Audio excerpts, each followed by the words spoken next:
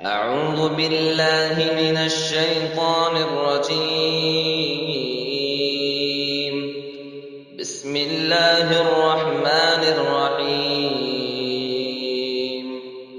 شهر رمضان الذي أنزل فيه القرآن هدى للناس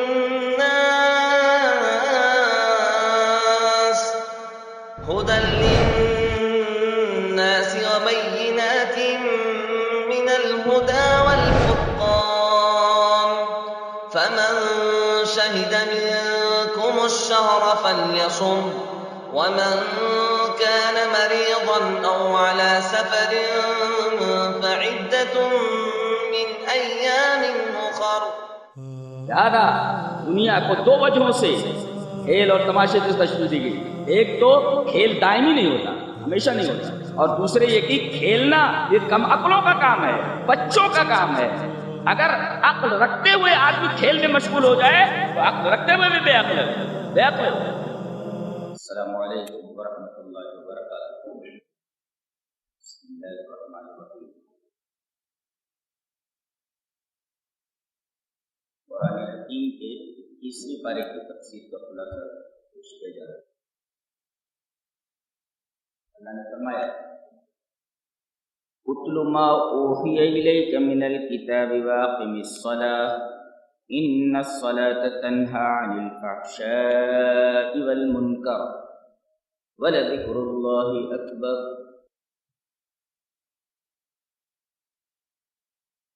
دو باتوں کا حکم دیا گیا.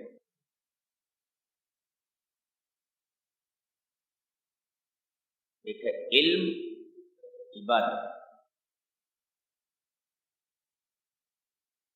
اتل ما اوحی الیک من الکتاب، قرآن کی تلاوت کیجیے. علم، اقیم الصلاۃ، نماز قائم کیجیے، عبادت. دو چیزوں کا حکم دیا گیا، علم کا اور عبادت. اس پر ایک مفسر کا تفسیر ہے، کہتا ہے العلم والعبادت ارکان الثبات لأن العلم يزيل الشبهات والعبادت تزيل الشهوات.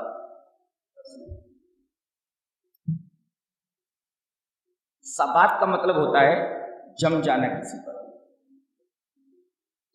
نہ ادھر ہو نہ ادھر ہو، ادھر ادھر نہ ہو، ڈاواں ڈول نہ ہو.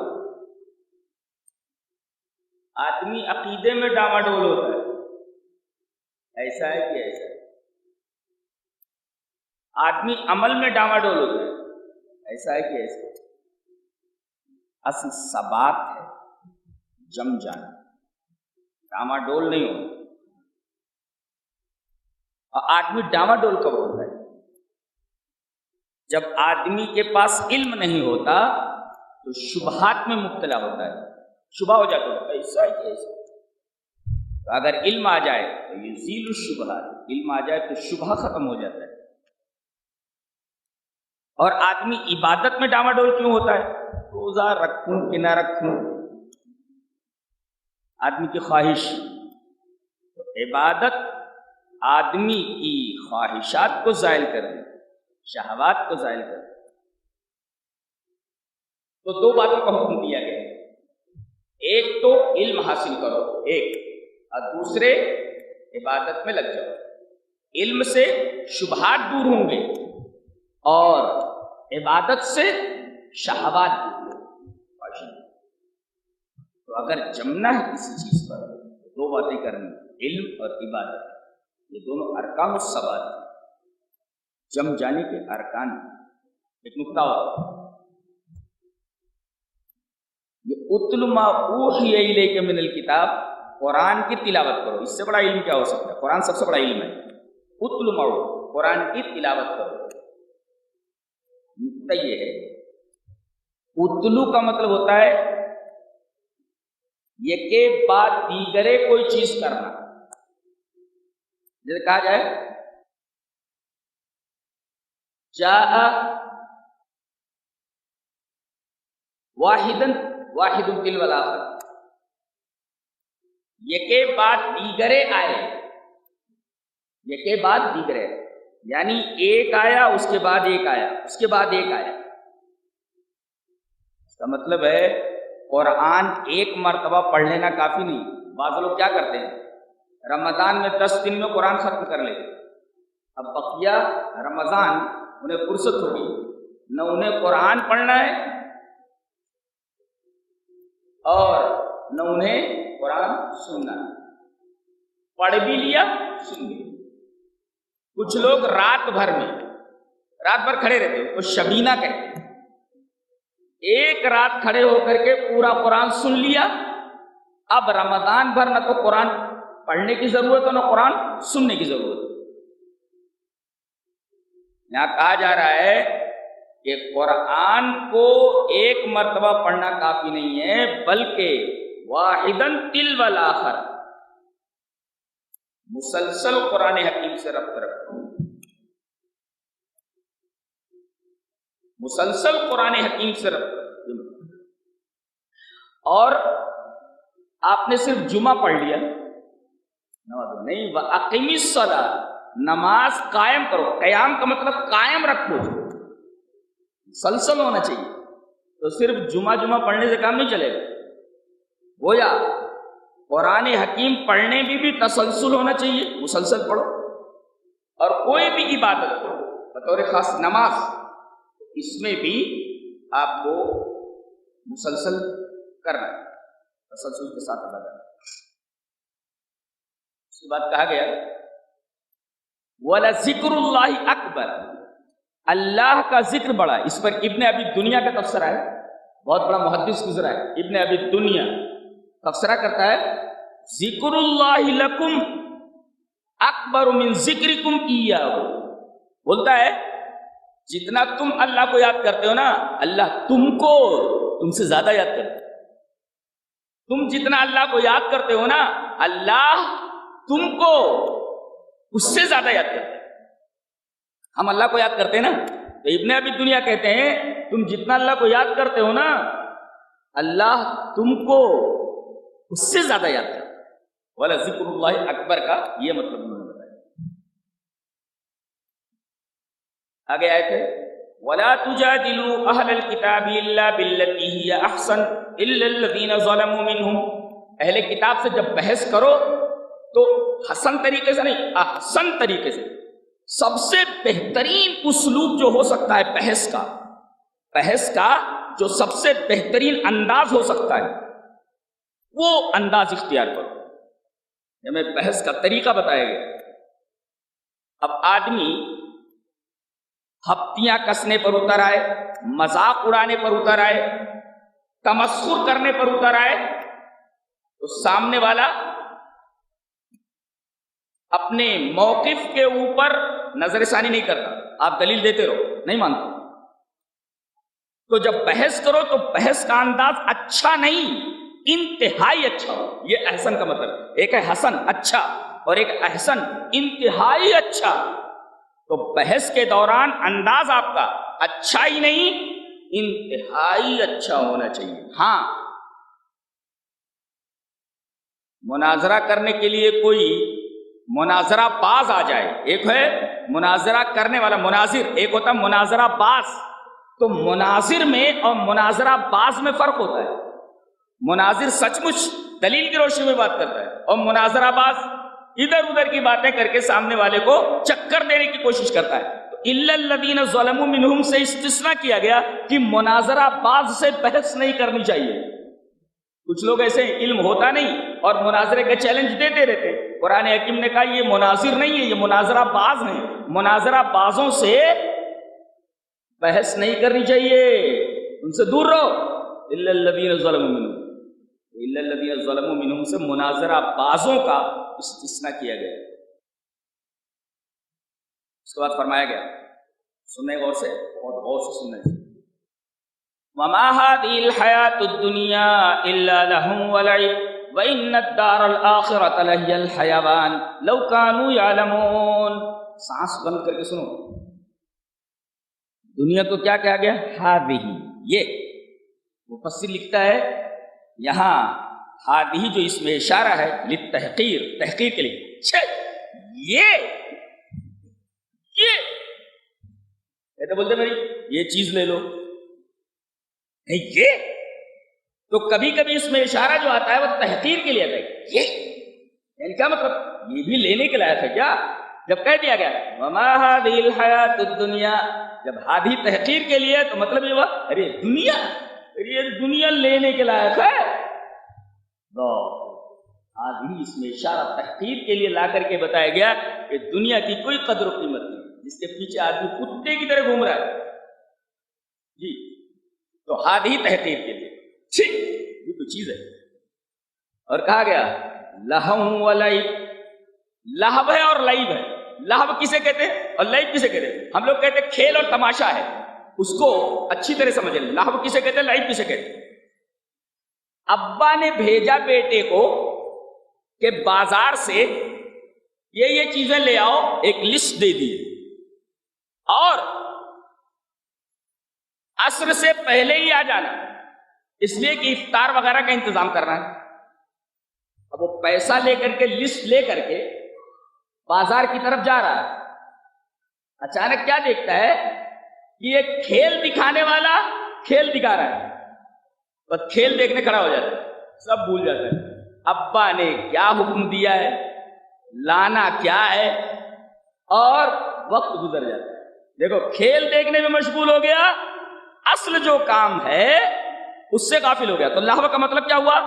بے فائدہ چیز میں مشغول ہو کر کے فائدے والی چیز سے غافل ہو گیا. دیٹ از کالڈ لہو. آپ کھیل دکھانے والے کے پاس کھیل دیکھنے کے لیے کھڑے ہو گئے اور اصل مقصد ابا نے جو کہا تھا وہ بھول گئے. یہ ہے لہو. اور لعب کیا ہے؟ لہو میں آپ دیکھ رہے ہیں دوسرے کو کھیل کرتے ہوئے اور آپ غافل ہو گئے. اور ایک ہے رات میں کیرم کھیلتے بیٹھا ہے، کیرم بورڈ رکھتے. ارے جوان تو جوان بڈھوں کو دیکھ کر کے حیرت ہوتی ہے کہ پوری رات ایسے لایانی شغل کے اندر گزار دو، پوری رات گزار دو، بجائے تسبیحات کے، بجائے نیک کام کرنے کے کیرم بورڈ لے کر کے بیٹھے. اب آپ نے دیکھا کہ وہ بڈھے جوان کیرم بورڈ کھیل رہے، گھومتے گھامتے آپ پہنچے، آپ بھی کھیلنے لگے. یہ لعب ہے.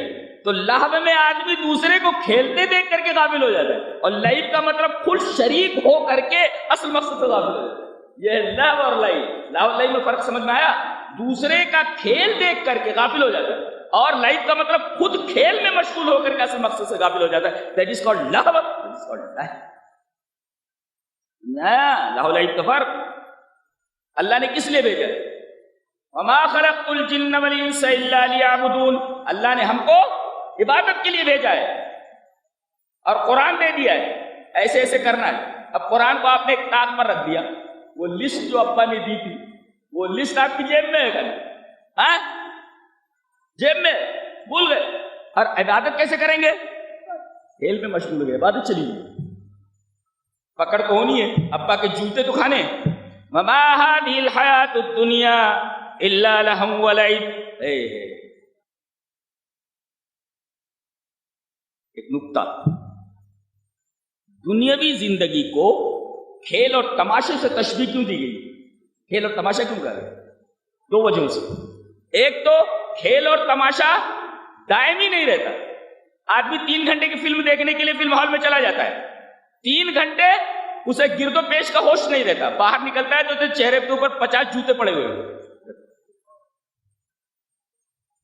باہر جب نکلتا ہے تو ایسا لگتا ہے جیسے چہرے پر 50 جوتے پڑے ہوئے. تو 3 گھنٹے تو بڑی دل جمعی کے ساتھ، بڑے اطمینان کے ساتھ کھیل کو دیکھتا رہا. کھیل ختم تو ساری دل جمعی ختم، پھر وہی ذمہ داریاں باہر نکل گئی. ایک تو اس وجہ سے کھیل اور تماشے سے دنیا کو تشبیہ دیا گیا کہ کھیل دائمی نہیں ہوتا، تھوڑی دیر کے لیے ہوتا ہے. ایسے دنیا ہمیشہ نہیں رہنے والی ہے، تھوڑی دیر کے لیے. 3 گھنٹہ فلم ہال، باہر قیامت کھڑی ہے، موت کھڑی ہے. کھیل دائمی نہیں ہوتا. اور دوسری، کھیل کون کھیلتا ہے؟ بے عقلوں کی باعقلوں. کھیل بچے کھیلتے ہیں، یہ بچوں کا کام ہے. بچے کم عقل ہوتے ہیں، بے عقل ہوتے ہیں، اس لیے کھیلتے ہیں. یہ کام کم عقلوں کا ہے جو کھیل میں مشغول ہو جائے اور فائدہ مند چیز کو پیچھے چھوڑ دے. اس سے زیادہ کم عقل اور بے عقل کون ہو سکتا ہے؟ لہذا دنیا کو دو وجہوں سے کھیل اور تماشے سے تشبیہ دی گئی. ایک تو کھیل دائمی نہیں ہوتا، ہمیشہ نہیں ہوتا، اور دوسرے یہ کہ کھیلنا یہ کم عقلوں کا کام ہے، بچوں کا کام ہے. اگر عقل رکھتے ہوئے آدمی کھیل میں مشغول ہو جائے تو عقل رکھتے ہوئے بھی بے عقل ہو. ایک نکتہ اور بہت گہرا نکتہ. دنیا کی زندگی کو حیات کہا گیا. کیا کہا گیا؟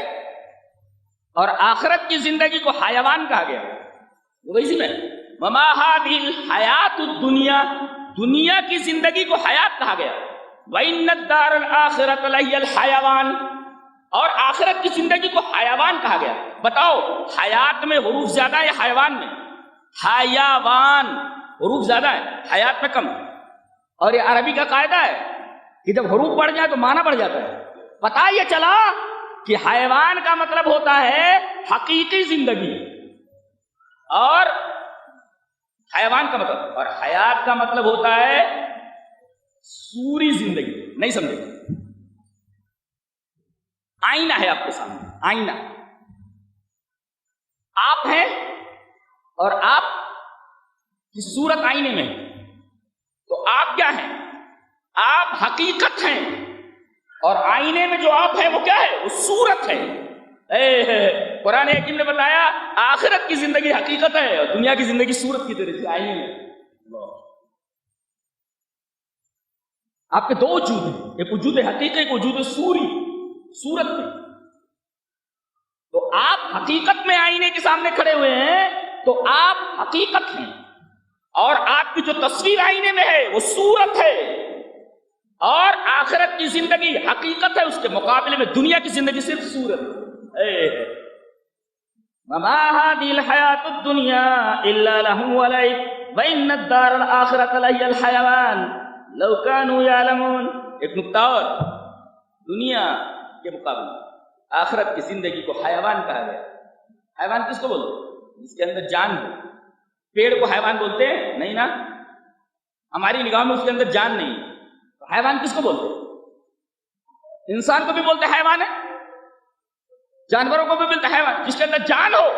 آخرت کو حیوان کہہ کر کے یہ بتایا گیا کہ زندگی آخرت کی زندگی ہے، اس کے مقابلے میں دنیا کی زندگی موت ہے.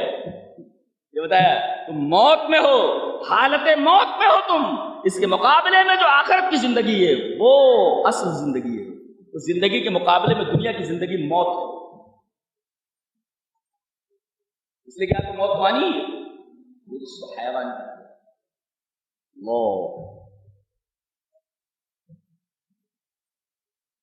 اس کے بعد سورہ روم. خواتین بھی غور سے سنیں، اور اچھا استدلال کرنے جا رہا ہوں. اور نوجوان بالکل سانس رو، ہلیں ڈولے نہیں، بالکل ہلنا بند کرو تو بولتا ہوں.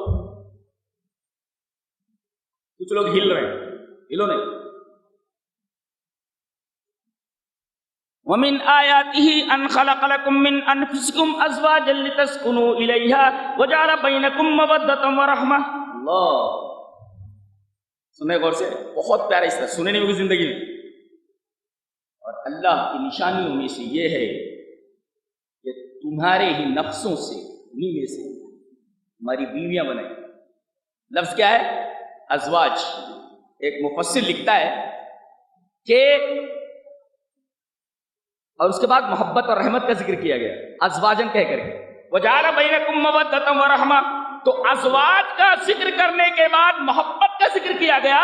مفسر لکھتا ہے کہ حقیقی محبت زواج کے بعد پیدا ہو سکتی ہے، شادی کے بعد، شادی سے پہلے نہیں. لہذا اس میں لیو ان ریلیشن شپ کا پوری طریقے سے رد کیا گیا ہے. ارے کچھ سمجھے کہ نہیں سمجھے؟ دیکھو جو سمجھ رہے ہیں مسکرا رہے ہیں، تو سمجھ میں آ گیا کیا؟ ایک ہے کہ بھئی ابھی شادی نہیں ہوئی، پٹی جو ہے ساتھ میں ہو گئی، پٹی ساتھ میں ہو گئی لڑکی. اب یہ لوگ گھوم رہے ہیں، بسوں میں چل رہے ہیں، گاڑیوں میں سفر کر رہے ہیں، ہوٹلوں میں ٹھہر رہے ہیں، ادھر ادھر ٹہل رہے ہیں. اب یہ ریلیشن شپ ہے.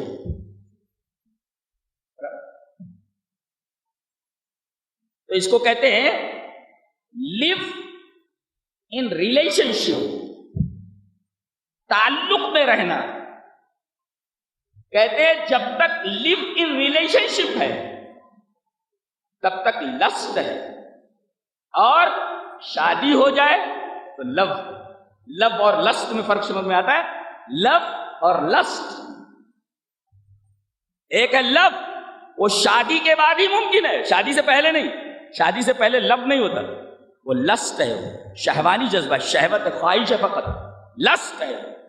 اللہ نے فرمایا کہ حقیقی محبت شادی کے بعد ہوتی ہے، شادی سے پہلے وہ لسٹ ہے، لو نہیں. لہذا دو باتیں یاد رکھو، شادی کے بعد لو اور شادی سے پہلے لسٹ شہوانی جذبہ ہے فقط، ناپاک جذبہ ہے.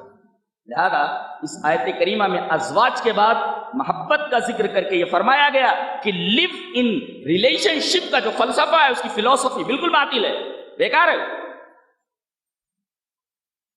اور پھر سیکس کا ایک طریقہ بتایا گیا. میرا خیال ہے کہ دنیا کی تمام سیکس کی کتابیں ایک طرف رکھ دی جائیں اور یہ جملہ ایک طرف رکھ دیا جائے، بھاری ہے. تمام سیکس کی کتابیں پڑھ کر کے آ جاؤ، قرآن حکیم کا یہ جملہ پڑھو، بہت بڑا نکتہ ہے سیکس کا. بتاتا ہوں. وَمِنْ آيَاتِهِ أَنْ خَلَقَ لَكُم مِّنْ أَنفُسِكُمْ أَزْوَاجًا لِتَسْكُنُوا إِلَيْهَا. عربی جو جانتے ہیں کہ یہاں سکنا کے بعد الا لایا گیا ہے، ماں نہیں لایا گیا. لتسکنو ماہا نہیں ہے، ان کے ساتھ تم سکون حاصل کرو، بلکہ الیہا، الا مانے تک. پتہ یہ چلا کہ آپ کو بھی سکون ملنا چاہیے اور بیوی کو بھی سکون ملنا چاہیے. یہ پوری آپ سیکس کی کتابیں پڑھ کر کے آ جائیے، سب کی بنیاد بتا دی گئی ہے. آپ کو بھی سکون، اس کو بھی سکون. سمجھ گئے نا؟ یہ بتایا گیا قرآن. کیا کتاب ہے! ہر ٹاپک پہ آخری ریمارک، آخری تبصرہ. ہر فن کے اوپر اگر تبصرہ ہے تو فل اینڈ فائنل تبصرہ ہے. صرف آپ کو سکون مل گیا نہیں، الیہا، اس کو بھی سکون ملنا چاہیے. یہ سیکس کی بنیاد ہے. یہ الا لا کر کے بتایا گیا، ماہا نہیں استعمال کیے گئے. وَمِنْ آيَاتِهِ أَنْ خَلَقَ لَكُم مِّنْ أَنفُسِكُمْ أَزْوَاجًا لِتَسْكُنُوا إِلَيْهَا وَجَعَلَ بَيْنَكُم مَّوَدَّةً وَرَحْمَةً. گویا دونوں میں ایک دوسرے کو سکون پہنچانا ہے. نکتہ یہ معلوم ہوا کہ اگر سکون کی جگہ ٹینشن آ جائے تو پھر جدا ہو جانا چاہیے، پھر ساتھ میں نہیں رہنا چاہیے. سکون نہ ملے تو پھر الگ ہو جانا چاہیے. اس لیے کہ مقصد ہی فوت ہو گیا نا. ارے پیڑ کا کام پھل دینا، سوکھ جائے تو کاٹ دینا چاہیے. لہٰذا اگر سکون نہ ملے تو بیوی کو شوہر سے، شوہر کو بیوی سے جدا ہو جانا چاہیے. مقصد نہیں رہے گا سکون. اگر سکون کوئی غارت کرتا ہے گھر میں شوہر یا بیوی تو ایک دوسرے سے جدا ہو جانا چاہیے. اس لیے کہ مقصد سکون ہے، اور سکون غارت ہو گیا، سکون کی جگہ ٹینشن آ گیا، اضطراب آ گیا. وَمِنْ آيَاتِهِ أَنْ خَلَقَ لَكُم مِّنْ أَنفُسِكُمْ أَزْوَاجًا لِتَسْكُنُوا إِلَيْهَا. سمجھ میں آیا؟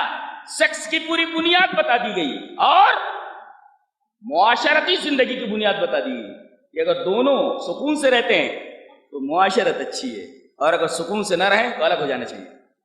کیا تبصرہ ہے! معاشرت کس طرح ہونی چاہیے؟ تبصرہ فل اینڈ فائنل. سیکس کا طریقہ کیا ہے، بنیاد کیا ہے، فل اینڈ فائنل تبصرہ. ایسی کتاب. وَمِنْ آيَاتِهِ أَنْ خَلَقَ لَكُم مِّنْ أَنفُسِكُمْ أَزْوَاجًا لِتَسْكُنُوا إِلَيْهَا وَجَعَلَ بَيْنَكُم مَّوَدَّةً وَرَحْمَةً. اب آگے نکتہ دیکھو، مودت اور رحمت میں کیا فرق ہے؟ مودت میں اور رحمت میں. ابن عباس کا تفسیرہ دیکھیے. مفسر قرآن عبداللہ ابن عباس رضی اللہ تعالی عنہما کا تفسیرہ مودت اور رحمت کے اوپر. المودت حب الرجل امرأتہ. مودت کہتے ہیں مرد اپنی بیوی سے محبت کرے، یہ ہے مودت، محبت. Love to love his wife, that is called مودت. To love his wife, that is called مودت. اور رحمت شفقتہ علیہا ان یصیبہا سوء. بیوی کو اگر ذرہ برابر تکلیف پہنچ جائے تو آدمی اس تکلیف کو اپنے دل میں محسوس کرے. That is called رحمت. سمجھ آیا؟ بیویوں کے ساتھ کیسا سلوک کرتے ہو؟ قرآن حکیم بولتا ہے کہ ان کے ساتھ محبت ہونی چاہیے. لو تو محبت سے معلوم ہوا. اور رحمت سے کیا معلوم ہوا؟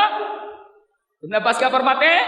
شفقتہ علیہا ان تصیبہا سوء، کہ اگر بیوی کو کوئی تکلیف پہنچ جائے تو آدمی اس تکلیف کو اپنے اندر محسوس کرے.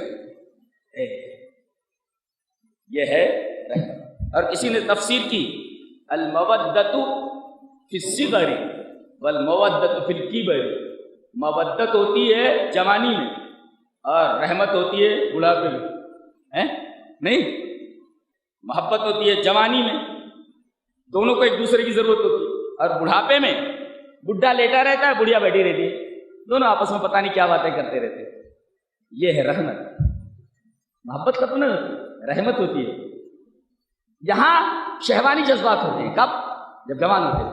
اور وہاں صرف رحمت ہوتی ہے، ایک دوسرے کا دکھ درد بانٹنا. یہ اللہ کیا قرآن.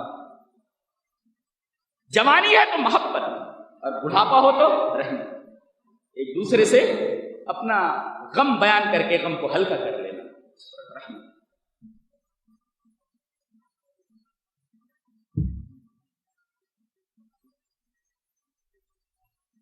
اس کے بعد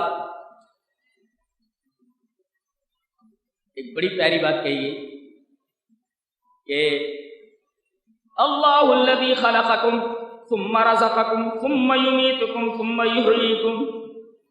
اللہ ہی نے تم کو پیدا کیا، تم کو روزی دی، زندہ رکھتا ہے، مار دیتا. پیدا کرنا، روزی دینا، کھلانا پلانا، پیدا کرنے کے بعد روزی دینا، مار دینا، یہ زندہ کرنا پھر مار دینا، زندگی دینا پھر مار دینا. چار چیز. ایک مفسر تفسیرہ کرتا ہے ہذہ دورۃ حیاتی کا ببساطۃ، بولتا ہے simply expressed it is your life cycle. وہ بولتا ہے ہذہ دورۃ حیاتی کا ببساطۃ سمپلی ایکسپریسڈ. اگر آسان طریقے سے بیان کرنا چاہو تو ہذہ دورۃ حیاتک it is your life cycle. یہ تمہاری زندگی کا دورانیہ ہے. پیدا ہوتے ہو، کھاتے پیتے ہو، زندہ رہتے ہو، مر جاتے ہو. مختصر جملے میں اللہ تبارک و تعالیٰ نے تمہاری لائف سائیکل بتا دی ہے. تمہاری زندگی کا جو دورانیہ ہے، دور ہے، پورا چکر، وہ بتا دیا گیا. یہی ہوتا ہے. اس پر کسی کو اعتراض نہیں ہو سکتا. اللہ. اس کے بعد ایک کیس پیش کیا جا رہا ہے منطقی، غور سے سنو، پڑھنے والے طلبہ کے لیے سمجھ میں آ جائے تو بہت اچھا. یعنی قرآن حکیم کس انداز سے بات کرتے ہیں، لائر بات کرتا ہے. کیا ظہر الفساد فی البر والبحر بما کسبت ایدی الناس لیذیقہم بعض الذی عملوا لعلہم یرجعون. فساد پھیل گیا ہے، یہ کیس ہے، قضیہ.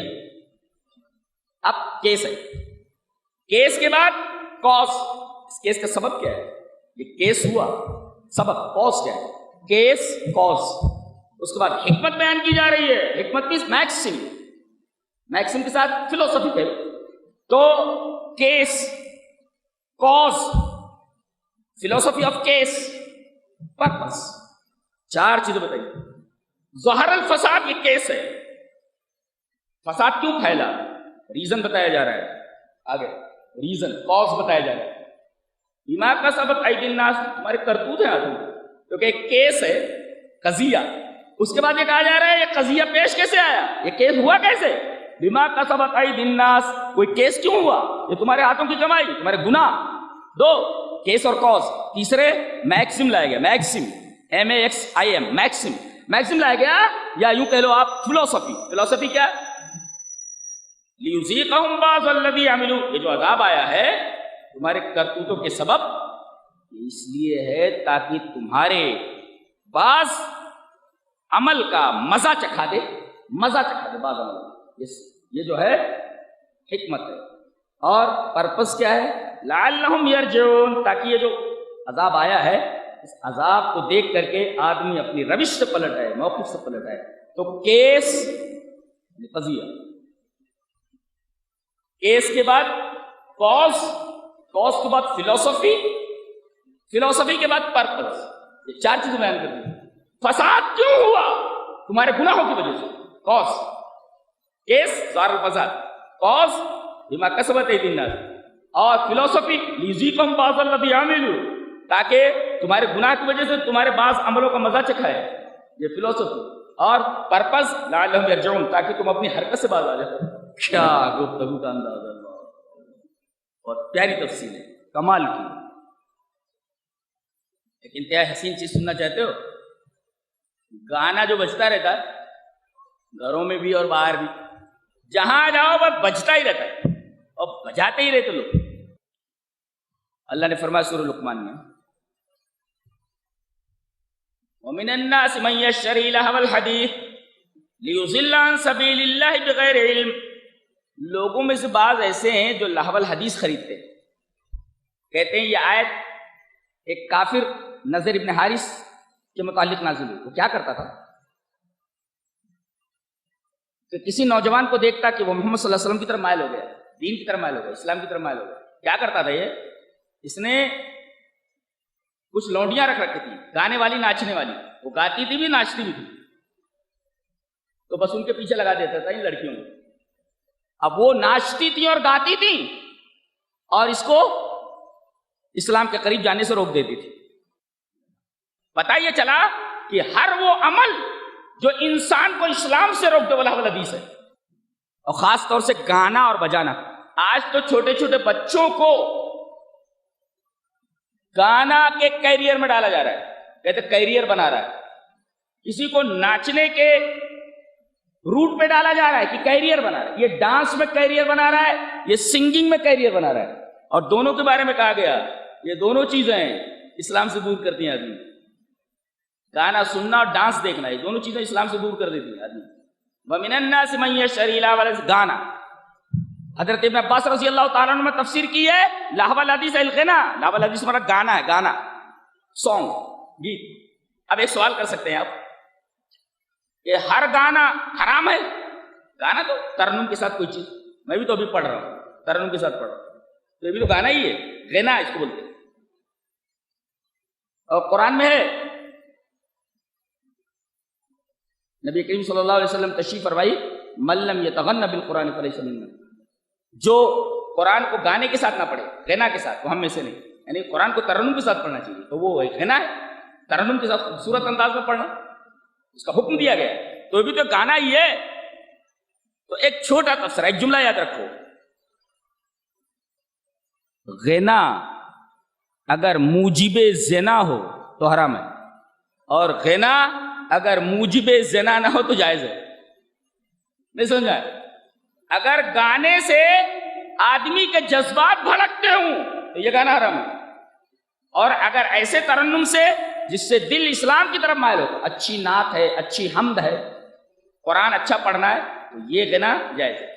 تو جو غنا موجب زنا ہو وہ حرام، اور جو غنا موجب زنا نہ ہو وہ جائز ہے.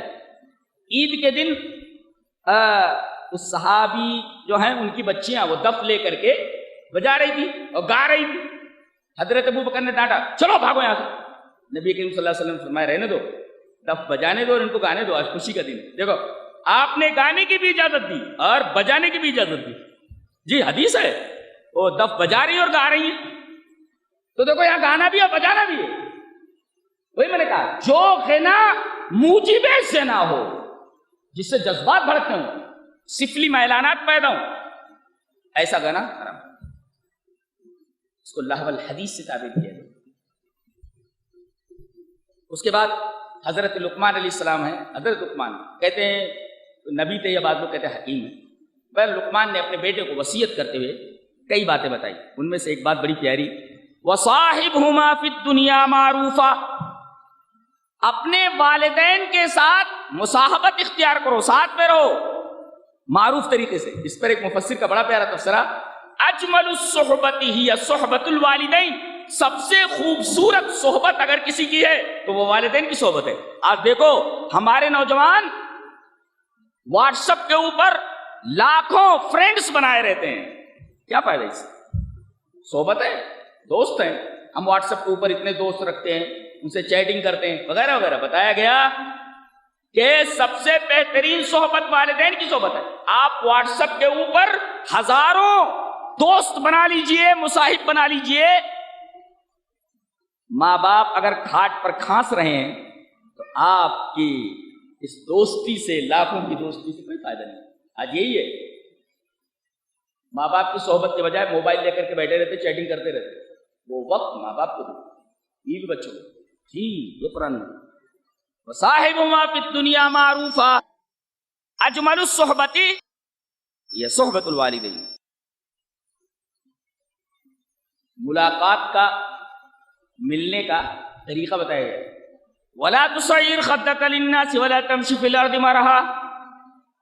اپنے گال کو، خط مانے گال، چیک، سعر یسعر، تصعیر کا مطلب ہوتا ہے امال الخد او العنق عن الناس کبرا وعجبا. آدمی تکبر سے اپنے گال کو ایک طرف کر لے، اپنی گردن کو ایک طرف کر لے. دیٹ از کال سو تصعیر. اب آدمی گال کھلا لے تو گال جب انہیں کھلایا نا تو گویا کہ یہ گال جو ہے ایک طرف ہو گیا. تو کسی کو دیکھ کر کے ایسے کر لینا، مانے تو اس کی، یہ ملاقات کے آداب میں سے نہیں، تکبر کی علامت ہے. کھلے دل سے ملو، کھلے دل سے ملو. ولا تصعر خدک للناس، لوگوں سے جب ملو تو اپنے گال کو مت کھلاؤ، اپنی گردن کو ایک طرف مت کرو. یہ ملاقات کے آداب ہے. اور ایک چیز ایک مفسر نے بڑی اچھی لکھی ہے کہ اندر سے آپ کتنے بھی متواضع ہوں لیکن چہرے پہ آپ کے خروش پن ہو اور روٹنیس ہو تو اس تواضع سے کیا پائے گا جو آپ کے اندر ہے. آپ کی تواضع اگر اندر ہے تو ظاہر ہونی چاہیے، خوش اخلاقی کے طور پر آپ کے چہرے سے ظاہر ہونی چاہیے. لیکن تواضع ہو اندر لیکن چہرے پر خڑوس پن ہو اور اسی طرح روٹنیس ہو تو اس تواضع سے کیا فائدہ ہے. تواضع اندر تو ظاہر بھی ہونی چاہیے آپ کے چہرے پر ملاقات کے وقت. اور کہا گیا اِنَّا أَنكَرَ الْأَصْوَاتِ لَصَوْتُ الْحَمِيرِ، اپنی آواز کو پست رکھ. بخصوص من صوتک، اپنی آواز کو پست رکھ، اس لیے کہ سب سے بری آواز گدھے کی آواز ہے. اس طرح ایک مفسر نے بڑا اچھا تفسیرہ کیا ہے، کہا القول الحق لا يحتاج لصوت مرتفع. حق بات کے لیے اونچی آواز کرنا ضروری نہیں ہے. یہ آدمی اونچی آواز سے بات کرے تو اس کا مطلب حق کے اوپر ہے. تو حق بات یہ اونچی آواز کی محتاج نہیں ہے. حق ہوتا ہے، چاہے اسے دھیرے کہا جائے تو زور سے کہا جائے. لوگ کیا ہوتا ہے جب اپنی بات میں زور پیدا کرنا ہوتا ہے اور ناحق پر ہوتے ہیں، کیا کر رہا، زور سے بولنے لگتے، چلانے لگتے. بتایا گیا کہ القول الحق لا يحتاج لصوت مرتفع. حق بات بلند آوازی کی محتاج نہیں ہوتی. حق ہوتا ہے، چاہے دھیرے کہو چاہے زور سے کہو. تو آدمی کو بات کرنے کا طریقہ بتایا گیا. ایک مفسر لکھتے ہیں، اسے آپ کی علمت روشنی، اپنی آواز کو پست رکھیں. علمنا القرآن الادب والاخلاق حتی درجۃ الصوت فی حدیثنا. یعنی اللہ تبارک تعالیٰ نے اپنے اس کلام کے ذریعے، قرآن نے ہم کو سکھایا ہے ادب، بولا کیسے جائے. ہم کو اخلاق سکھایا گیا کہ کیسے بات کی جائے. حتی درجۃ الصوت فی حدیثنا، یہاں تک کہ بتایا گیا کہ ہماری آواز میں، آواز کا والیوم کیا ہونا چاہیے، درجۃ الصوت والیوم کیا ہونا چاہیے، ہونا چاہیے، ای ہونا چاہیے، کیا ہونا چاہیے. حتی درجۃ الصوت فی حدیثنا، ہمیں یہ بتایا کہ بات کرنا چاہیے، بات میں ویلوم کیا ہو، آواز کا حجم کیا ہو، ویلوم کا ویلوم بھی بتایا گیا کہ زور سے بہت نہیں بول رہا، اس لیے کہ سب سے بری آواز گدھے کی آواز ہے. اس کے بعد یہ کہا گیا 5 باتوں کا علم اللہ کی صفت کسی کو نہیں. 5 باتوں کا علم اللہ کے لفظ کیا؟ ان اللہ عنده علم الساعة وينزل الغيث ويعلم ما في الارحام وما تدري نفس ماذا تكسب غدا وما تدري نفس بأي ارض تموت. کیا ہے کہ قیامت کب آئے گی، بارش کب ہوگی، کتنی ہوگی، ماں کے پیٹ میں کیا ہے، کل کیا کمائے گا، کہاں مرے گا. 5 باتوں کا علم کسی کو نہیں. اور یہاں گارا لائے گا، تدریب. گارا ادری کا مطلب ہوتا ہے علم تو بضرب من الحیلہ، کسی تدبیر سے میں نے معلوم کیا. اس کا مطلب بتا دیا گیا، کوئی بھی تدبیر سائنس اختیار کر لیں، 5 باتوں کا علم حاصل نہیں کر سکتی. گارا لا کر کے بتایا گیا. سائنس کو چیلنج ہے، سائنس کو چیلنج ہے. درا کا مطلب علم تو بضرب من الحیلہ، میں نے تدبیر کی ایک قسم اختیار کی، ایک تدبیر سے میں نے جان لیا. قرآن حکیم کا چیلنج ہے سائنس کتنی بھی تدبیر اختیار کر لے 5 باتوں کا علم سے کبھی نہیں ہو سکتا. اس کا علم صرف اللہ تبارک و تعالیٰ. کیا چیلنج, ڈرا کے ڈری ما تدری نفس بھی اور تو سائنسداں کو معلوم نہیں کہ میں کب مروں گا, کیا کماؤں گا, کیا کروں گا. اب تھوڑا دل پکڑو, دل تیار ہو, دل. انما یؤمن بآیاتنا الذین اذا ذکروا بها خروا سجدا بحمد ربهم وهم لا يستكبرون. انما یؤمن بآیاتنا الذین اذا ذکروا بها, ایمان رکھتے ہیں. انما یؤمن بآیاتنا الذین, ایمان رکھتے ہیں وہ ہماری آیتوں پر. اذا ذکروا بها خروا سجدا, جب ہماری آیتیں یاد دلائی جاتی ہے تو وہ سجدے میں گر جاتے ہیں. ایک مفسر کہتا ہے یہاں یومنو لایا گیا. یومنو فعل مضارع کا صیغہ ہے اور فعل مضارع کا صیغہ تجدد پر دلالت کرتا ہے. تجدد مانے رینیول, رینیول. اب تجدد کے اوپر دلالت کرتا ہے یومنو, تجدد مانے رینیول. ایک مفسر تبصرہ کرتا ہے کہ سماع القرآن یجدد الایمان, کہ اگر ایمان کو رینیول کرتے رہنا ہے, رینیو ہو جاتا ہے نا, جیسے پرانی کوئی چیز ہو جائے تو رینیو کرتے ہیں اس کو, ایکسپائر ہو جائے تو رینیو کرتے ہیں. تو کہتے ہیں کہ ایسے ایمان بھی پرانا ہو جاتا ہے, ایسے اس کو اگر رینیو کرنا ہے تو رینیو کرنے کا ایک ہی طریقہ ہے, کیا؟ قرآن پڑھنا اور سننا. سماع القرآن یجدد الایمان, اس وجہ سے یومنو فعل مضارع لایا گیا جو تجدد پر دلالت کرتا ہے. لہذا سماع القرآن یجدد الایمان, قرآن کا سننا اور پڑھنا, اس پر غور کرنا, یہ ایمان کو رینیو کرتا ہے. رینیول ہے قرآن.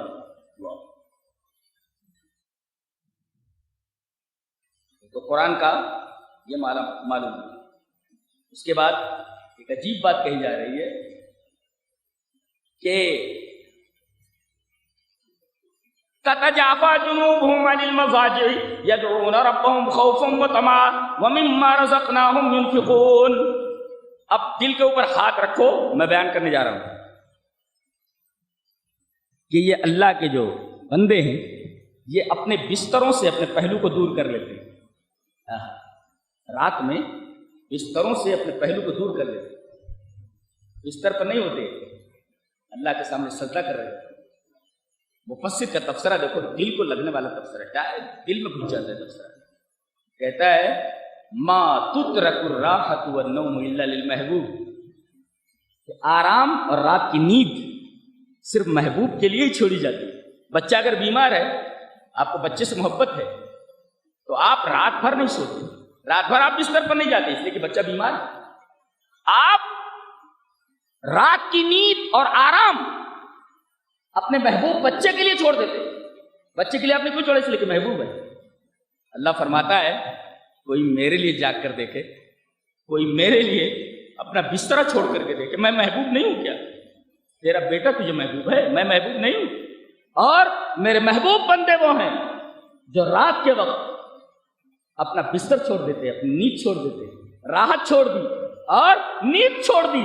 اس کا مطلب یہ ہے کہ تہجد پڑھنے والے لوگ اللہ سے بہت محبت کرتے, محبوب کے لیے چھوڑ دیا انہوں نے. اللہ فرما رہا اپنے بیٹے کے لیے تو چھوڑ دیتے بستر اور نیند, میرے لیے چھوڑ کر دیکھو. بیٹا تو تمہارا نافرمان بھی ہو جاتا ہے, تمہارے بڑھاپے میں کام نہیں آتا. ذرا مجھے محبوب بنا کر کے دیکھو, میرے لیے اپنا آرام قربان کر کے دیکھو, میرے لیے اپنا چین قربان کر کے دیکھو, میرے لیے اپنی رات کی نیند قربان کر کے دیکھو. مجھے محبوب بنا لو, دیکھو میں تمہاری لائف بنا دیتا ہوں, زندگی کے اندر بھی اور آخرت میں بھی. اللہ سے پیار کر لو نا, محبت کر لو نا, اسی کے لیے جاگو اور اسی کے لیے زندہ رہو, اسی کے لیے مرو. ما تترک الراحۃ والنوم الا للمحبوب, محبوب ہی کے لیے بستر چھوڑ دیا جاتا ہے, محبوب ہی کے لیے نیند چھوڑ دی جاتی ہے. اللہ, ہمارا حال تو یہ ہے کہ ہم دنیا کو محبوب بنائے بیٹھے, اس کے لیے ہم نے اپنی راحتیں چھوڑ دی ہیں, اس کے لیے ہم نے اپنا سونا چھوڑ دیا ہے. لیکن بڑے مبارک ہیں وہ بندے جو رات میں اپنی نیند کو, اپنے آرام کو اللہ کے لیے قربان کر دیتے. اس کا مطلب یہ اللہ سے محبت کرتے, اللہ ان کو محبوب ہے. بڑے خوش نصیب ہے تہجد پڑھنے والے لوگ. تہجد یہ شیوا بنا لو, اپنا طریقہ بنا لو زندگی کا. یہ دلیل ہے اس بات کی کہ آپ اللہ سے بہت محبت کریں. اللہ کے لیے جاگ کر کے دیکھو یار, دنیا میں لوگ پتہ نہیں کن کن کے لیے جاگتے ہیں، اللہ فرما رہا ہے میرے لیے جاگ کر کے دیکھو، لائف بنا دوں گا تمہیں، لائف بنا دوں گا۔ اور ایک بات یہ کہی، جو جاگتے ہیں رات میں میرے لیے نیند قربان کر دیتے۔ اگلا ٹکڑا ہے جس پر آیت ختم ہے، وَمِمَّا رَزَقْنَاهُمْ يُنْفِقُونَ۔ تہجد کا ذکر کرنے کے بعد، قیام اللیل کا ذکر کرنے کے بعد، تراویح کا ذکر کرنے کے بعد، سب ایک ہی ہے۔ تراویح کا ذکر کرنے کے بعد اللہ نے کہا وَمِمَّا رَزَقْنَاهُمْ يُنْفِقُونَ۔ ایک مفسر تفسیرہ کرتا ہے کہ قیام اللیل من اسباب سعة الرزق، اگر آدمی کو اپنی روزی بڑھانی ہے تو تہجد پڑھے، اس لیے کہ تہجد کے ذکر کے بعد وہ مما رزقناہم ينفقون، ہم نے روزی دی ہے وہ خرچ کرتے۔ تو قیام اللیل کے بعد روزی کا ذکر کرنا اس بات کی دلیل ہے، مفسر تبصرہ کرتا ہے قیام اللیل من اسباب سعة الرزق، روزی بڑھانے کا سب سے بہترین ذریعہ قیام اللیل ہے۔ اگر آپ کی روزی کے اندر گڑبڑی ہو گئی ہے، رک گئی ہے یا کم ہو گئی ہے، تہجد پڑھنا شروع کر دو اللہ کے لیے، اللہ کے لیے جاگ لو۔ اللہ دیکھ رہا ہے میرا بندہ پریشان ہے، میرے لیے جاگ رہا ہے، مجھے اپنا محبوب بنا لیا ہے، تو اسے میں بھوکا مر نہیں دوں گا، سوال ہی پیدا نہیں ہوتا۔ آپ کسی کے لیے ایک رات جاگ کر کے دیکھو، آپ کا احسان کبھی نہیں بھولے گا۔ اللہ کے لیے جاگ کر کے دیکھو، اللہ تمہیں بھول جائے گا، سوال ہی پیدا نہیں ہوتا، سوال ہی پیدا نہیں ہوتا۔ اور اس کے بعد فرمایا گیا کہ فَلَا تَعْلَمُ نَفْسٌ مَّا أُخْفِيَ لَهُم مِّن قُرَّةِ أَعْيُنٍ جَزَاءً بِمَا كَانُوا يَعْمَلُونَ۔ تم دنیا کے پیچھے پڑے ہوئے وہ چیزیں جو لوگوں نے دیکھا ہے، سنا ہے، برتا ہے، وہ چیزیں تم مانگ رہے ہو، ان چیزوں کی تلاش میں ہو۔ ہماری جنت میں آ جاؤ، ہمیں محبوب بنا لو، تو ہم تم کو کیا دیتے؟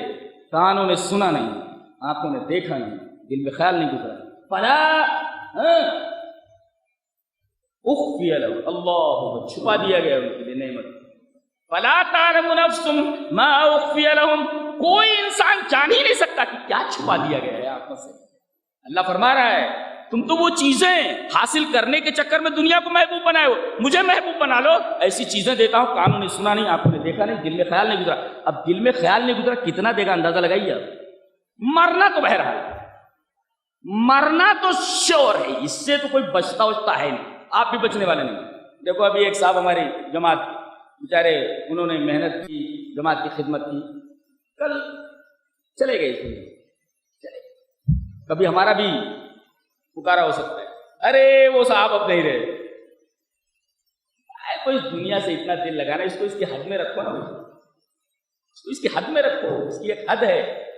دنیا کی مثال کسی نے دی ہے کشتی کی طرح جو پانی کے اوپر چل رہی ہے، اگر یہ پانی جو ہے نا اوپر آ جائے، جب تک نیچے ہے تب تک تو کشتی بھی سیف ہے اور آدمی بھی، اگر پانی اوپر آ جائے تو نہ کشتی سیف ہے نہ اس کے اندر بیٹھنے والا، تو یہ پانی کی طرح ہے۔ اللہ نے فرمایا انما مثل الحیات دنیا کا ماء، انسانی زندگی کی مثال پانی کی طرح ہے، اور پانی جب تک نیچے ہے تب تک آدمی بھی محفوظ ہے اور کشتی بھی محفوظ ہے۔ پانی اوپر آ جائے تو نہ آدمی محفوظ ہے کشتی محفوظ ہے۔ لہذا دنیا کو دنیا کے حد میں رکھو نا، نیچے رکھو اس کو، اوپر مت لاؤ۔ یہاں تو دنیا کو ہم نے نیچے رکھنے کے بجائے دنیا کو اوڑھ کر کے بیٹھ گئے، یہ ہماری بدنصیبی اور بے توفیقی۔ آیت کریمہ پر حجت من حجج اللہ، آیت من آیات اللہ، بہت بڑا عالم ابن تیمیہ تبصرہ کرتا ہے، اللہ کی نشانیوں میں سے ایک نشانی علامہ ابن تیمیہ تبصرہ کرتے ایک آیت، وَجَعَلْنَا مِنْهُمْ أَئِمَّةً يَهْدُونَ بِأَمْرِنَا لَمَّا صَبَرُوا وَكَانُوا بِآيَاتِنَا يُوقِنُونَ، اور ہم نے ان میں سے ائمہ بنائے، رہبر بنائے، قائد بنایا، نیتا بنایا، رہبر بنایا، جو ہمارے حکم سے ہدایت کرتے۔ لیڈر کون بہترین؟ جو اللہ کے حکم کے مطابق ہدایت دے، وہ لیڈر۔ یہدون بِأَمْرِنَا لما صبروا وكانوا بآياتنا يوقنون۔ اللہ امام ابن تیمیہ تبصرہ کرتے ہیں کہ من اوتی الصبر والیقین جعلہ اللہ اماما فی الدین۔ کیا تبصرہ ہے؟ من اوتی الصبر والیقین جعلہ اللہ اماما فی الدین۔ عربی بھی کتنی حضرت کی اچھی، اللہ اکبر۔ ایک تو بہت بڑے عالم ہے، دوسرے بہت بڑے عربی کے ادیب ہیں، کہ جس آدمی نے صبر اور یقین پا لیا، صبر اور یقین دے دیا گیا، اسے اللہ تعالیٰ نے دین میں امام بنا دیا۔ جعلہ اللہ، دو چیزیں ہونا، صبر اور یقین۔ لما صبروا وكانوا بآياتنا يوقنون، صبر اور یقین دو چیزیں دی جائیں، جعلہ اللہ اماما فی الدین، اللہ نے دنیا میں امامت دی۔ اب ایک بڑی پیاری بات ہے، زندگی میں نہیں سنے ہوں گے کبھی، پہلے آیت پڑھ لیتے، اس سے پہلے ایک اور چیز ہے، سورہ احزاب شروع ہو رہی ہے، یا ایھا النبی اتق اللہ، اے نبی اللہ سے ڈرو۔ ایک مفسر نے صرف تذکرہ کیا ہے کہ التقوی امیر بها خیر الورى فکیف بمن دونہ علی الثری، کیا بولتا ہے کہ التقوی امیر بها خیر الورى، تقوی ایسی چیز ہے جو مخلوق میں سب سے بہتر انسان جناب محمد رسول اللہ صلی اللہ علیہ وسلم کو حکم دیا گیا کہ اب تقوی اختیار کی، فکیف بمن دونہ علی الثری، ثری معنی زمین، تو زمین پر اور جتنے لوگ ہیں ان کو تقوی کی کتنی ضرورت ہے، تبصرہ کتنا پیارا ہے، التقوی امیر بها خیر الورى فکیف بمن دونہ علی الثری، زمین کے اوپر آپ کے علاوہ جو ہے ان کو تقوی کی کس قدر ضرورت ہے۔ اب اس کے بعد سب سے عجیب بات جو آپ نے کبھی نہیں سنا ہے اور جو باتیں بیان کی جا رہی ہیں وہ کہاں سنا ہے آپ نے؟ جی اللہ نے فرمایا ما جعل اللہ لرجل من قلبین فی جوفہ، اللہ نے کسی آدمی کے دل میں بدن میں دو دل نہیں بنائے، جی یہ حقیقت ہے۔ ما جعل اللہ لرجل، مرد کے دل میں مرد کے بدن میں، آدمی کے جسم میں دو دل نہیں بنائے۔ ایک سوال کروں، مرد کیوں کہا گیا؟ انسان کہہ دیا جاتا، انسان کے جسم میں کہاں دو دل ہوتے؟ کسی انسان کے دل میں بدن میں دو دل نہیں ہوتے، تو یہاں مرد ہی کیوں کہا گیا؟ جواب دے گا کوئی؟ مرد کیوں کہا گیا؟ مرد کے بدن میں، مرد کے جسم میں دو دل نہیں ہوتے، عورت نہیں کہا گیا، کیوں نہیں کہا گیا؟ اس کے جسم میں دو دل ہو سکتے ہیں، اسی وجہ سے یہاں مرد کہا گیا۔ ایک مفسر تفسیرہ کرتا ہے، پہلے تفسیرہ دیکھو، لِأَنَّ الْقَلْبَيْنِ، دو دل، لِأَنَّ الْقَلْبَيْنِ قَدْ يَجْتَمِعَانِ فِي الْمَرْأَةِ فَقَطْ عِنْدَ الْحَمْلِ، وہ کہتا ہے کہ یہاں جو مرد کہا گیا کہ مرد کے جسم میں دو دل نہیں ہوتے، عورتوں کے جسم میں کبھی دو دل ہو جاتے ہیں۔ بچہ پیٹ میں آیا تو ایک دل تو عورت کا ہے اور ایک دل بچے کا ہے، دو دل جمع ہو گئے نا، اسی وجہ سے رجلین کہا گیا۔ کبھی کبھی ایسا ہوتا ہے حاملہ کے جسم میں دو دل جمع ہو جاتے ہیں، اسی وجہ سے مرد کہا گیا۔ مرد کے دل میں کبھی دو دل جمع نہیں ہوتے، مرد کے بدن میں دو دل کبھی جمع نہیں ہوتے، عورتوں کے بدن میں دو دل جمع ہو جاتے ہیں، ایک بچے کا جو اس کے پیٹ میں ہے اور خود عورت کا دل۔ اللہ تبارک تعالیٰ نے کتنی پیاری بات، رجلین کہا، اس کے بدن میں تو دو دل ہوتے ہی نہیں ہیں، اس وجہ عورتوں کے دل میں عورتوں کے بدن میں کبھی کبھی ہو جاتے ہیں، اس وجہ سے امراتن نہیں کہا۔ اچھا، آج کل میڈیکل سائنس یہ کوشش کر رہی ہے، کیا کوشش کر رہی ہے کہ ایک دل اور پلانٹ کر دیا جائے دل کے بازو میں۔ اب اگر دل پلانٹ کر دیا گیا تب تو قرآن کی اس آیت کے خلاف ہو گیا کہ انسان کے جسم میں دو دل ہو گئے۔ جواب میں دیتا ہوں، سائنسدان یہ جو ایک دل اور پلانٹ کرنے جا رہے ہیں، یہ کام اس وقت کرے گا جب پہلا دل نیچرلی اپنا فنکشن بند کر دے، تو ایک ہی دل ہوا نا۔ جب تک پہلا دل نیچرلی اپنا فنکشن بند نہیں کرتا تب تک یہ دوسرا چالو نہیں ہوگا، تو ایک ہی دل ہوا نا۔ ایک دل ختم ہوا کہ دوسرا دل چالو ہو جاتا، تو ایک ہی دل ہوا۔ لہذا سائنس کتنی بھی کوشش کر لے اس آیت کریمہ کا خلاف نہیں کر سکتی کبھی بھی۔ ایک دل جب نیچرلی بند ہوتا تب دوسرا دل چالو ہوگا، اس کا مطلب ایک ہی دل ہے نا، کام کرنے والا، فنکشن کرنے والا۔ ما جعل اللہ لرجل من قلبین فی جوفہ، کتاب ہے کہ عجوبہ ہے یار، کتاب ہے کہ عجوبہ ہے، اسٹرینج۔ صحابہ کرام کی تعریف کی گئی، روئے زمین پر نبیوں کے بعد ایسی جماعت کے اوپر سورج طلوع نہیں ہوا، چاند طلوع نہیں ہوا۔ وَلَمَّا رَأَى الْمُؤْمِنُونَ الْأَحْزَابَ، اگر صحابہ کرام کی عظمت پر کسی کو بولنا ہے، عظمت صحابہ کی آیت کریمہ کافی پڑھ لیتے۔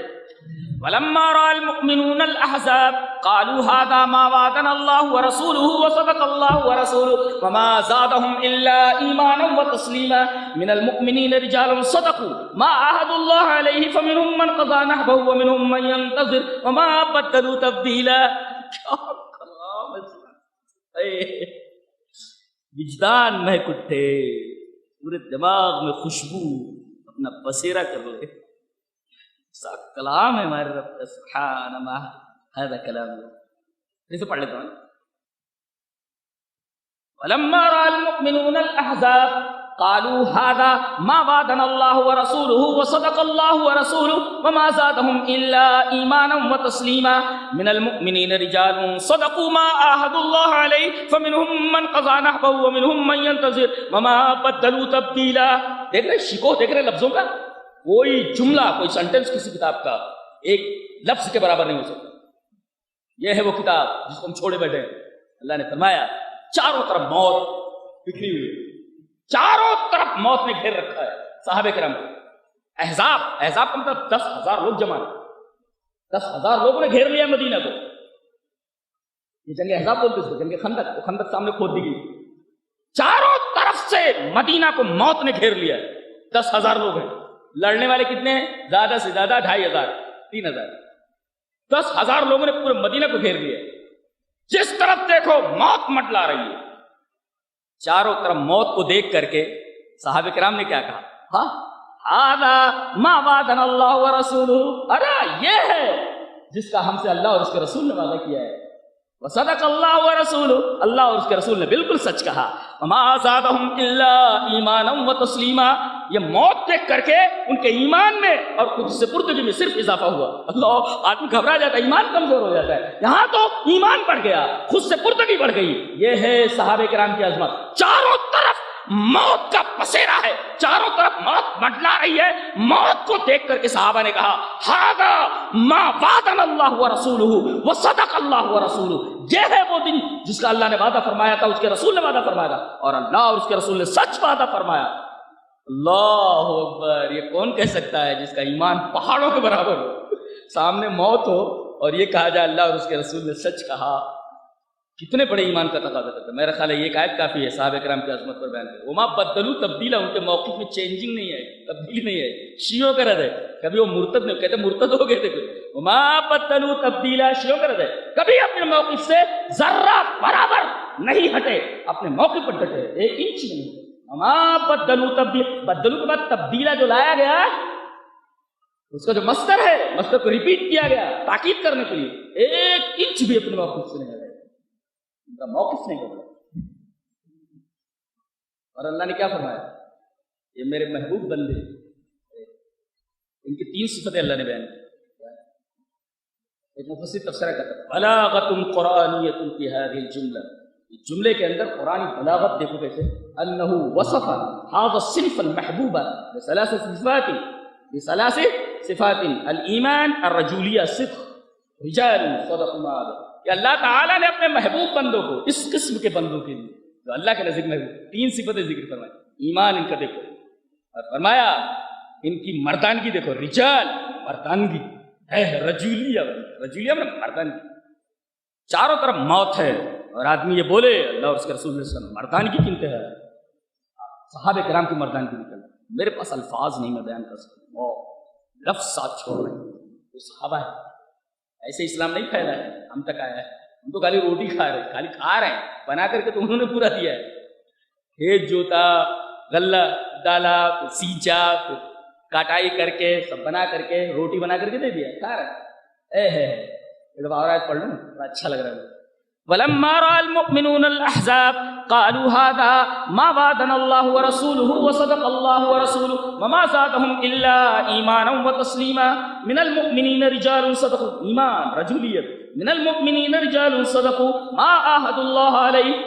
میرے ان محبوب بندوں نے جو وعدہ مجھ سے کیا تھا مکمل وعدہ نبھایا. فمنهم من قضى نحبه، کچھ لوگ تو اس دنیا سے چلے گئے میرے اوپر مر مٹے. ومنهم من ينتظر، کچھ لوگ انتظار میں ہیں کہ اللہ کے حکم کے اوپر مر مٹے. کہا کچھ لوگ تو میرے اوپر مٹ گئے. ومنهم من قضى نحبه ومنهم من ينتظر، کچھ لوگ میرے اوپر مٹنے کے انتظار میں ہے کہ مٹ جائے اللہ کے.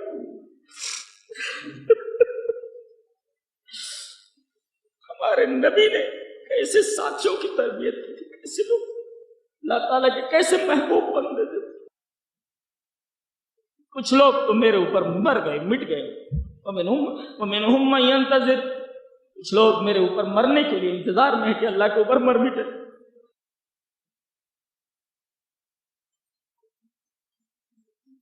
وما بدلوا تبدیلا، اور جو ہم سے وعدہ کیا تھا نا اپنے وعدے کے اندر ایک انچ بھی نہیں، مکمل وعدے کو پورا کرنے کے لیے تیار ہے.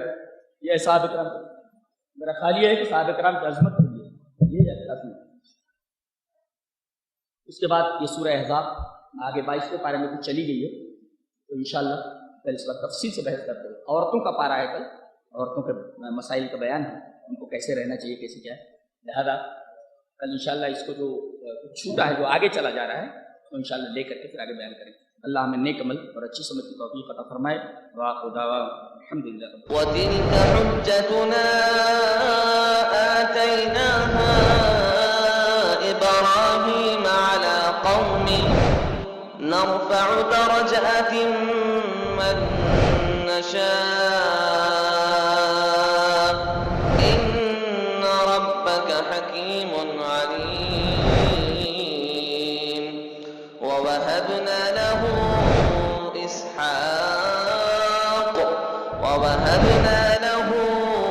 إسحاق ويعقوب كلا هدينا ونوحا هدينا من قبل